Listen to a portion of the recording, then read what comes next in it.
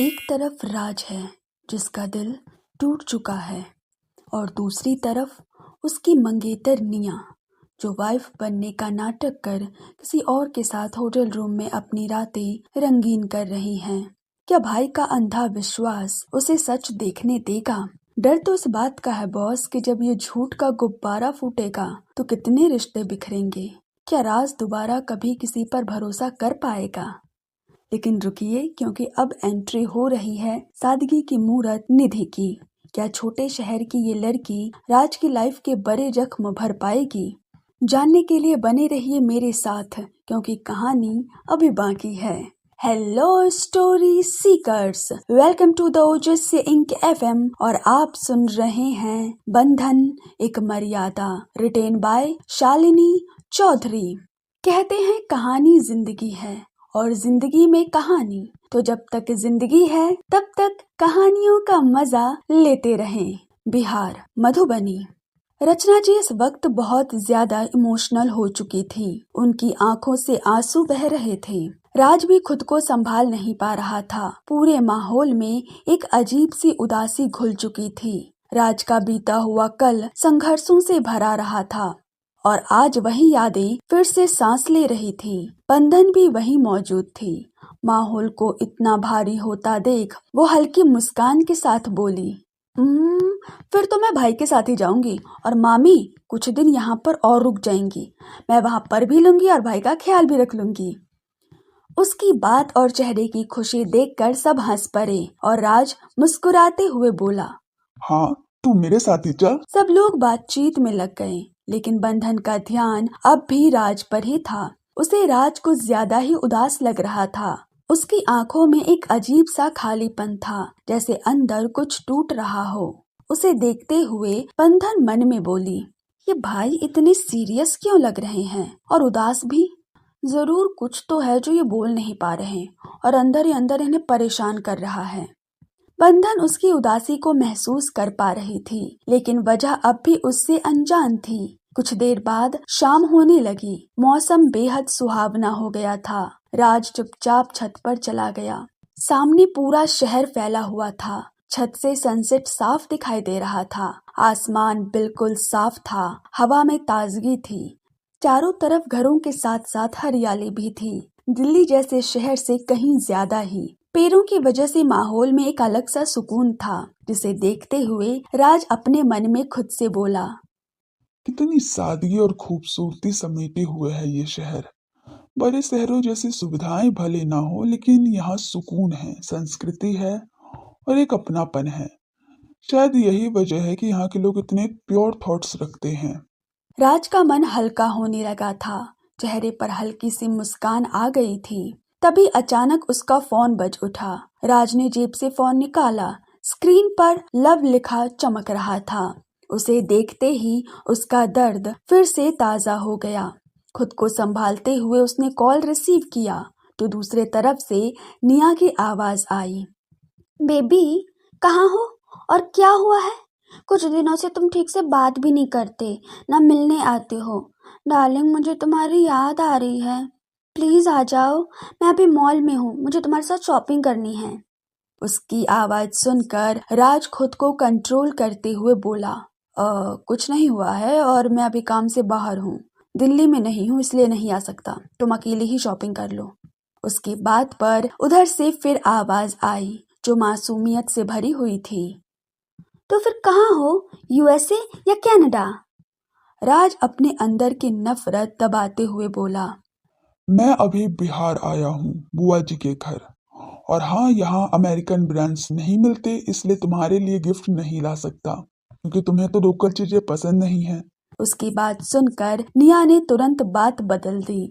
अच्छा बेबी, तुम्हें नहीं लगता कि तुम्हारी वुड बी वाइफ मॉल में है तो तुम्हें उसके लिए कुछ पैसे भेज देने चाहिए? वाइफ शब्द सुनते ही राज का दिमाग जैसे सुन्न हो गया। बिना कुछ कहे उसने कॉल काट दिया और निया को 60,000 रुपए भेज दिए, जो उसके शुरुआती खर्चों के लिए था, क्योंकि वो एक दिन में लाखों रुपए भी उड़ा सकती थी। फोन कटते ही उसके दिमाग में पुरानी बातें फिर से घूमने लगी। दिल जैसे फटने को हो रहा था। ऐसा लग रहा था मानो कोई दिल चीर कर बाहर निकालना चाहता हो। तभी बगल के छत से एक लड़की की आवाज उसके कानों तक पहुंची। लड़की सीरियस टोन में बोल रही थी, देख यार, मैं इतना तो नहीं जानती, लेकिन ये जानती हूँ कि वो तुझसे बहुत प्यार करता है और तुझे उसे एक चांस देना चाहिए। मैं मानती हूँ कि तूने उन दोनों को किस करते हुए देखा था, लेकिन तू ही बता रही थी ना कि दोनों ने पी रखी थी। नशे में इंसान कुछ भी कर बैठता है। एकदम से रिश्ता मत तोड़, पहले सब कुछ साफ कर ले और अगर तू सही निकली तो मूव ऑन कर जाना, वरना एक गलतफहमी अच्छे रिश्तों को भी बर्बाद कर देती है। उस लड़की की बातों में गहरी समझ थी। राज ने बगल वाली छत की ओर झांका। एक लड़की दीवार से टिककर बैठी थी। उसके बाल कमर तक थे, चोटी गुथी हुई, कुर्ती प्लाजो और दुपट्टा ओढ़े हुए। अंधेरे की वजह से चेहरा साफ नहीं दिखाई दे रहा था। उसे देखते हुए राज अपने मन में फिर से बोला, कितनी गहरी बातें कह गई है लड़की। मेरा केस भी तो कुछ ऐसा ही है। राज अभी यही सोच रहा था कि तभी उसी छत पर बंधन आ गई और उस लड़की से बोली, निधि, बात हुई क्या उससे? क्या बोल रही थी वो? बंधन की आवाज पर वो लड़की पास आ गई। दोनों छतों के बीच सिर्फ रेलिंग थी। पास आते ही उसका चेहरा दिखा, सिंपल, बिना मेकअप के भी बेहद खूबसूरत, बिल्कुल छोटे कस्बे की लड़की जैसी सादगी थी। उसे देखते हुए राज ने मन में ही कहा, बिल्कुल बंधन जैसी है। छोटे शहरों की लड़कियां जितनी इनोसेंट दिखती हैं उतनी ही मैच्योर भी होती हैं। वहीं निधि ने बंधन को देखते हुए जवाब दिया, अभी के लिए तो समझाया है दी को कि रिश्ता ऐसे ना तोड़े, थोड़ा जांच पड़ताल कर ले, अब देखते हैं क्या होता है। बंधन हल्की मुस्कान के साथ बोली, अरे टेंशन मत लो, सब सही होगा। वैसे भी कोई गलतफहमी होगी, वरना जीजू दीदी से कितना प्यार करते हैं, है ना? निधि मुस्कुरा देती है। तभी उसे कुछ याद आता है और वो खुश होकर बोली, अरे तुझे पता है, मैंने दिल्ली की एक कंपनी ओबेरॉय इंडस्ट्रीज में जॉब के लिए अप्लाई किया था। मेरा सिलेक्शन हो गया है और मैंने मम्मी पापा को भी मना लिया। अब वहीं जॉब करूंगी और अपना कोर्स भी। बंधन को पता था कि राज किसी कंपनी का मालिक है, लेकिन उसे नाम और काम की इतनी जानकारी नहीं थी। बंधन ने खुश होते हुए निधि से कहा, क्या पोस्ट है? निधि नर्वस होकर बोली, पीए की पोस्ट है। मैंने कंपनी का ग्रुप भी ज्वाइन किया है। एक लड़की कह रही थी कि बॉस बहुत खड़ूस टाइप के हैं। मुझे डर लग रहा है कहीं पहले दिन ही पोपट ना हो जाए। उसकी बात पर बंधन ने उत्साहित होकर कहा, अरे मैं भी दिल्ली जा रही हूँ, ऐसा कर तू और मैं साथ रहेंगे। निधि खुशी से, क्या? ठीक है। काफी देर से चुप बैठे राज ने पूछा, तो क्या आप इंटरव्यू के लिए दिल्ली गई थी? निधि ने उसे अजीब नजरों से देखा और फिर कहा, नहीं, ऑनलाइन इंटरव्यू हुआ था और सिलेक्शन भी। वो इशारे से बंधन से पूछती है कि कौन है ये। बंधन मुस्कुराते हुए बोली, अरे मैंने बताया था ना, मेरे दिल्ली वाले भाई। हाँ, ये वही है, मेरे राजवीर भाई। पहचान होने के बाद राज को देखते ही निधि एकदम एम्बेरस हो जाती है। बंधन से बात करने के चक्कर में वो राज को पूरी तरह इग्नोर कर चुकी थी। निधि राज से हिचकिचाते हुए बोली, माफ कीजिएगा, वो बंधन से बात करने के चक्कर में आपको देख नहीं पाई। नमस्ते। राज मुस्कुराते हुए बोला, इसमें माफी मांगने जैसी क्या बात है? आप अपनी दोस्त से बात कर रही थी, सो डोंट वरी। निधि राहत की सांस लेती है और फिर बंधन की ओर मुड़ते हुए बोली, वैसे तुम वहाँ क्यों जाओगी, मतलब कौन सा कोर्स करने? बंधन मुस्कुराते हुए बोली, पीआर का कोर्स करना है। पता नहीं पूरा प्रोसीजर क्या है, बहुत टेंशन हो रही है। वैसे तुम वहाँ जाओगी कैसे? जॉब और स्टडी दोनों संभालना बहुत मुश्किल होगा। बंधन की बात पर निधि ने मुस्कुराते हुए कहा, इसे ही तो जिंदगी कहते हैं और दिक्कतें तो लगी ही रहती हैं, इनके डर से बढ़ना थोड़ी ना छोड़ देंगे। जिंदगी चलते रहने का नाम है, तुम्हें तो कहती हो। उसकी बात पर बंधन ने हंसते हुए कहा, ये तो है, जिंदगी चलते रहने का नाम है। इसके बाद निधि ने बंधन को देखते हुए कहा, फिलहाल जॉब तो मिल गई है, लेकिन कंपनी का सीईओ कहीं घूमने गए हैं। जब वो आएंगे तभी ज्वाइन करूंगी, तब तक मुझे टाइम मिल गया घर देखने के लिए। बंधन खुश होकर, अरे तू कहीं और क्यों जाएगी, मेरे साथ रहना ना, मैं राज भाई के साथ रहूंगी, तो तू भी आ जाना। निधि हिचकिचाते हुए बोली, अरे नहीं, मैं कहीं और देख लूंगी, बेकार में इन्हें क्यों परेशान करना। उसकी बात पर राज ने मुस्कुराते हुए कहा, इसमें परेशानी की क्या बात है, जैसे बंधन रहेगी आप भी रह लीजिएगा, और वैसे भी मेरे घर से ओबेरॉय इंडस्ट्रीज नजदीक है, तो आपको कोई दिक्कत नहीं होगी। निधि अब भी झिझक रही थी, तो बंधन ने निधि को देखते हुए कहा, पर तू चुप रह, मैं खुद चाची से बात कर लूंगी। तुझे मेरे साथ आने दे और फिर कोई दिक्कत नहीं होगी। तभी नीचे से निधि की माँ की आवाज आती है। निधि की माँ हल्के तेज आवाज में बोल रही थी, निधि, निच्चा, खाना नहीं बने भी, आ जल्दी फुर्ती से। आवाज सुनते ही निधि बंधन की ओर पलटती है और मुस्कुराते हुए बोली, अच्छा बाद में बात करती हूँ, शुभ रात्रि। बंधन मुस्कुराते हुए बोली, शुभ रात्रि। निधि राज की ओर देखती है, जी आपको भी शुभ रात्रि। उसकी बात पर राज ने मुस्कुराते हुए कहा, गुड नाइट। निधि चली गई। बंधन राज की ओर पलटती है और राज बंधन को देखते हुए बोला, ऐसे इतनी जल्दी गुड नाइट विश कर दिया? उसे देखकर बंधन बोली, हाँ वो अब कल ही मिलेंगे ना इसलिए। वैसे भाई मैंने निधि को अपने साथ आने को कहा, कोई दिक्कत तो नहीं है ना? मैंने आपसे पूछा भी नहीं। राज मुस्कुराते हुए बोला, इसमें गुस्सा करने वाली क्या बात है? तूने अपनी दोस्त को अपने घर बुलाया है और वैसे भी वो तेरे साथ रहेगी तो तुझे भी अकेलापन महसूस नहीं होगा। बंधन खुशी से राज के गले लग जाती है, लेकिन अगले ही पल झटके से अलग हो गई, जिसे महसूस कर राज हैरान रह गया। उसने उसी हैरानी के साथ कहा, क्या हुआ? बंधन ने आसपास देखते हुए कहा, वो छत पर है ना, किसी ने ऐसे देख लिया तो बातें बनाएंगे। आप बहुत दिनों बाद आए हो और लोगों को नहीं पता कि आप मेरे भाई हो, इसलिए। बंधन की बात सुनकर राज एकदम खामोश हो गया। हालांकि बंधन मुस्कुराती ही रह गई थी। बंधन के लिए जैसे ये बात बहुत सामान्य सी थी, लेकिन राज थोड़ा हैरान जरूर हुआ था। बंधन ने उसी तरह बात आगे बढ़ाते हुए कहा, वैसे आप परेशान लग रहे हैं। मैं ये तो नहीं जानती कि आप क्यों परेशान हैं, लेकिन बस इतना कहूंगी कि जो भी हो, पहले हर समस्या के सारे पहलू देख लीजिए, फिर ही कोई फैसला लीजिए। मैं नीचे जा रही हूँ, आप ही आ जाइए। बंधन ने उसकी उलझनों को सुलझाने की कोशिश की थी और फिर वो नीचे चली गई। राज कुछ देर आसपास देखता रहा और फिर खुद से बोला, आज भी लड़कियों पर ऐसी पाबंदियां हैं कि वो अपने भाई से गले लगने से पहले भी सोचें।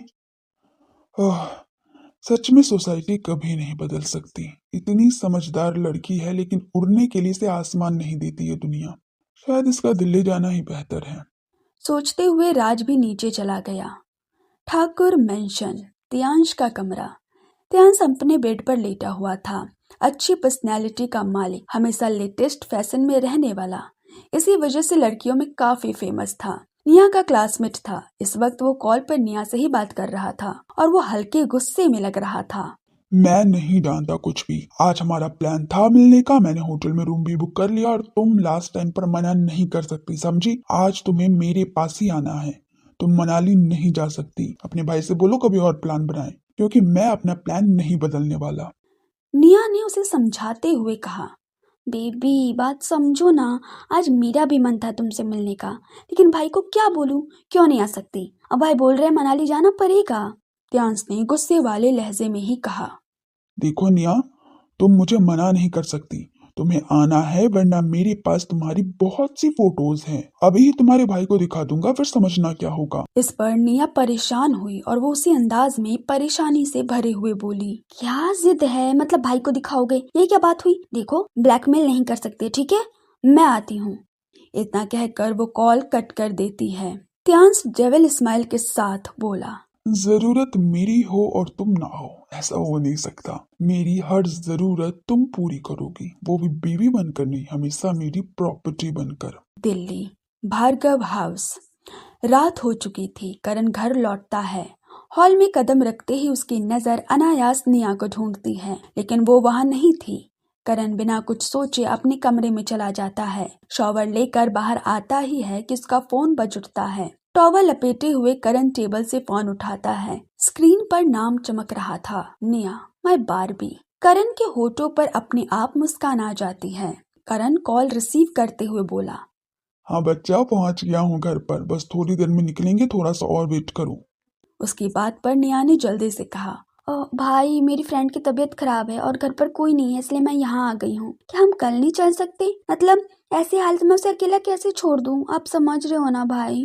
करण मुस्कुराते हुए बोला, हाँ ठीक है, अगर तुम्हारी दोस्त को जरूरत है तो तुम्हें उसके साथ होना चाहिए। और तुम्हारे इस डिसीजन से पता है, आज मुझे तुम पर प्राउड फील हो रहा है। वेल डन, ऐसे ही सबकी हेल्प किया करो। Bye, take care. Call cut होते ही करण की मुस्कान और गहरी हो गई और वो खुद से बोला, बड़ी हो रही है, अब बातें समझने लगी है, लोगों से जुड़ने लगी है, दूसरों की हालत समझने लगी है। रियली बच्चा, I am proud of you. The dream night hotel, room number 254। निया बिस्तर पर बैठी थी। ठीक बगल में तियांस बैठा था। उसकी आंखें निया पर टिकी हुई थीं और निया हल्के गुस्से में बोली, बेबी, आप मुझे ब्लैकमेल कर रहे थे? ऐसे कोई करता है क्या? जाइए, मैं आपसे बात ही नहीं करती। तियांस उसकी ओवर एक्टिंग साफ समझ रहा था। अंदर ही अंदर उसे हंसी भी आ रही थी। उसने अपनी हंसी कंट्रोल करते हुए कहा, और क्या करता तुम ही बताओ। मुझे तुम्हारी याद आ रही थी, सांस नहीं लिया जा रहा था, और तुम बोल रही हो मनाली जा रही हो। ऐसे कोई करता है अपने आशिक के साथ? निया ने मुंह बनाते हुए कहा, बेबी, आप कुछ भी कर लो, आज मैं नहीं मानने वाली। तियांस हल्का सा हंसते हुए बोला, ओ सच में? फिर मैं क्या ही करूंगा, मैंने तो बहुत कुछ प्लान किया था, लेकिन मेरी लवर ही नाराज है। एक काम करता हूँ, एक डीप किस से काम चला लेता हूँ, वैसे मेरा मन तो नहीं चलेगा। निया शर्माते हुए, बेबी चुप भी करो, मुझे शर्म आ रही है। तियांस उसे अपनी तरफ खींचते हुए बोला, तुम तो अभी से शर्माने लगी, अभी तो पूरी रात बाकी है। इतना कहते ही वह कमरे की लाइट्स ऑफ कर देता है और उसी अंधेरे में एक बहन अपने भाई के प्यार और उसके अंधे विश्वास का मजाक बना रही थी। उन बहनों का गला घोंट रही थी जो ऐसे भाई के प्यार के लिए तरसती हैं। ठाकुर मेंशन, अज्ञे का कमरा। अज्ञे की पैकिंग पूरी हो चुकी थी। वो वॉशरूम की ओर बढ़ ही रहा था कि फोन में नोटिफिकेशन चमकता है। बिना देर किए वो फोन चेक करता है। करण का मैसेज था। मैसेज पढ़ते ही वो हल्की मुस्कान के साथ बोलता है, ओह, तो आज का प्लान कैंसिल हो गया। चलो, मतलब आज आराम करना है। फोन रख कर वो वॉशरूम में चला गया। वहीं बिहार, मधुबनी। राज नीचे आ चुका था। सब मिलकर खाना खाते हैं। थोड़ी देर बातचीत चलती है, फिर सोने की तैयारी होने लगती है। नारायण जी फोन उठाते हुए, हाँ भाई, सोने की क्या व्यवस्था है? उनकी बात पर सुधीरा जी ने कहा, मैं और दीदी अपने कमरे में सो लेंगे, आप केशव के कमरे में चले जाइए और आज गेस्ट रूम में सो जाएगा, उसमें एसी भी है, उसे दिक्कत नहीं होगी। सुधीरा जी की बात पर राज ने कहा, अरे बुआ, ऐसी कोई बात नहीं है, मैं बिना एसी के नहीं सो सकता। केशव राज से, भाई, इतना भी दूर मत फेंको कि हम लपेट ही ना पाए। हमेशा एसी में रहने वाले एसी के बिना रह जाओगे। अभी से पसीना आ रहा है, पूरी रात हालत खराब हो जाएगी। बंधन मुस्कुराते हुए बोली, हाँ भाई, आप केशव सही बोल रहा है, आप गेस्ट रूम में ही सो जाओ। सब अपने अपने कमरे की ओर बढ़ गए। बंधन राज को गेस्ट रूम तक छोड़ने आती है और फिर बोली, शिवरात्रि भाई। राज ने मुस्कुराते हुए कहा, गुड नाइट बच्चा। बंधन चली गई। राज दरवाजा लॉक करता है। बैग से कपड़े निकालते हुए उसे अचानक निधि का गुड नाइट याद आ जाता है और राज मुस्कुराकर खुद से बोला, जी, शुभ रात्रि। वो हल्के से मुस्कुरा उठता है। निधि, उसका सादा पहनावा, कमर तक आते बाल जिनमें बस एक चोटी, दुपट्टा ओढ़ने का सलीका और उसकी समझदारी भरी बातें, सब एक एक कर याद आने लगती है और राज खुद से बोला, ये सादगी सिर्फ यहीं की लड़कियों में ही क्यों होती है, बाहर क्यों नहीं? इतनी कम उम्र में इतनी समझदारी और जिंदगी से लड़ते हुए जीतने का जुनून, वाकई बिल्कुल बंधन जैसी है। इम्प्रेसिव। राज की मुस्कान और गहरी हो जाती है। राज ने सब सह लिया, सवाल भी, इल्जाम भी और अपनी खामोशी भी। लेकिन अगर किसी इंसान का सब्र ही उसकी सबसे बड़ी गलती बन जाए तो ये भाग इन्हीं सवालों के साथ यहीं पर खत्म होता है। और आप सुन रहे थे बंधन, एक मर्यादा, मेरे यानी श्रुति चौधरी की आवाज में। ये कहानी आपको कैसी लग रही है कमेंट में जरूर बताइए। और अगर आप अब तक सुन रहे हैं तो मतलब है कि आप बंधन से जुड़ चुके हैं। तो प्लीज सब्सक्राइब कर लीजिए ताकि सारे एपिसोड्स आपको बिना देरी के मिले और आप बंधन के सफर को मिस न करें। तब तक के लिए शुक्रिया, धन्यवाद। मिलते हैं अगले भाग में। Bye bye story seekers, take care.